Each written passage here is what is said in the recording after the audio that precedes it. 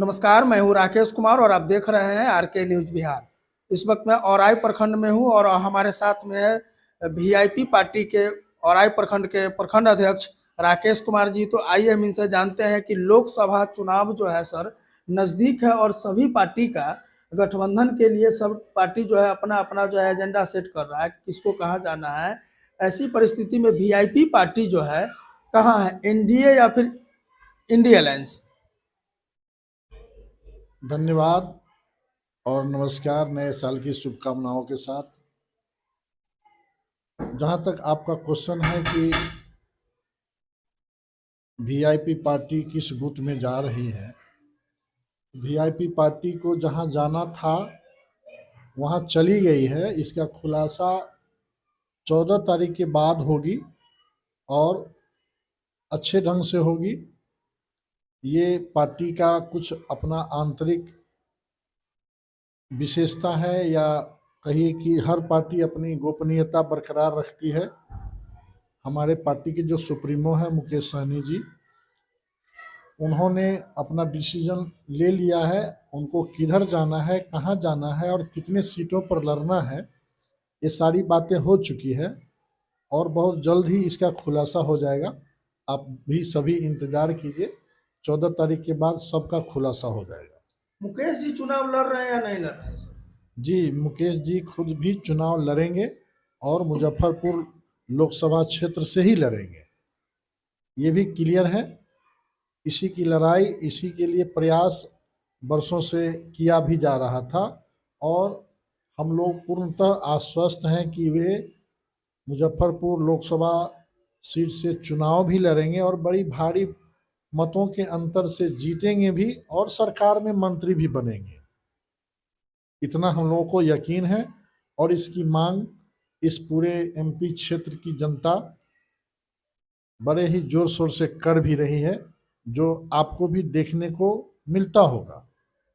मुकेश जी का ये हर रैली में जो है उनका कहना है कि हमें आरक्षण चाहिए, आरक्षण नहीं तो वोट नहीं और वोट नहीं तो सरकार नहीं। मतलब क्या आरक्षण पे भी बातचीत हो गई है क्या?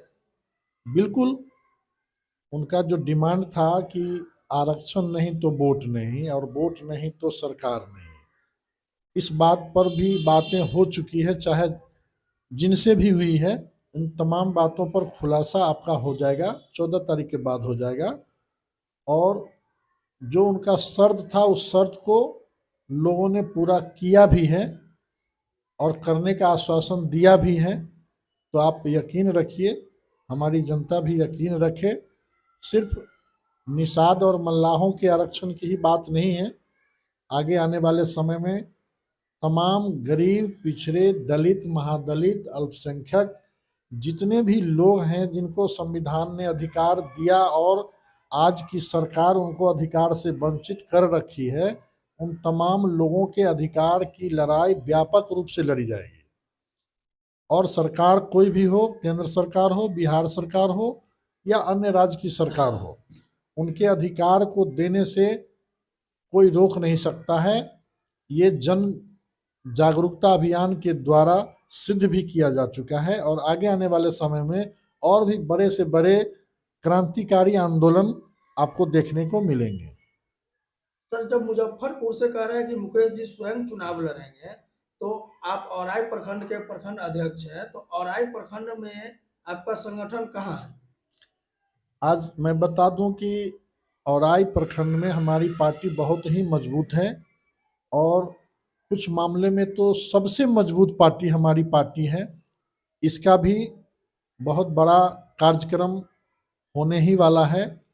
आगे आने वाले अगले सोमवार को हमारी पार्टी का प्रखंड कार्यकारिणी की एक बैठक बुलाने की बात की गई है। आपके चैनल के माध्यम से हमारे जितने भी पार्टी के शुभचिंतक हैं, पार्टी के वफादार सैनिक हैं, चहेते लोग हैं, उनको मैं कहना चाहूँगा कि आगे आने वाले सोमवार को, जो तकरीबन 7 तारीख लगता है, 7 तारीख पड़ेगा, 7 तारीख को पार्टी की प्रखंड कार्यकारिणी की बैठक मॉडर्न इंग्लिश स्कूल औराई के प्रांगण में दिन के 11 बजे बुलाई गई है।